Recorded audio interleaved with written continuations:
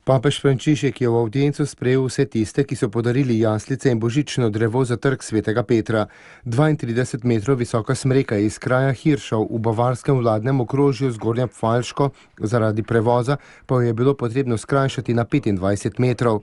Podrta je bila 10. novembra pred odhodom iz Nemčije, pa je prejela tudi blagoslov regensburškega pomožnega škofa.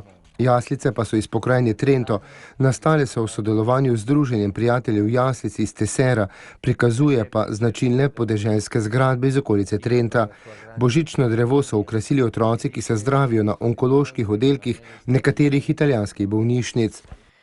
Il presepe si dice inoltre che egli non si impone mai con la forza. Ricordate bene questo voi, bambini e ragazzi. Il Signore non si impone mai per la forza. Jaslice nam sporočajo, da se on nikoli ne vsiljuje silo. To si dobro zapomnite, predvsem otroci in mladi. Gospod se nikoli ne vsiljuje silo. Da bi nas zveličal, ni spremenil zgodovine s kakšnim veličastnim čudežem. Prišel je namreč z vso preprostostjo, ponižnostjo in krotkostjo. Bog nima rad občudovanja vrednih zgodovinskih preobratov mogočnikov in tudi ne uporablja čarobne palice, da bi spremenil stanje.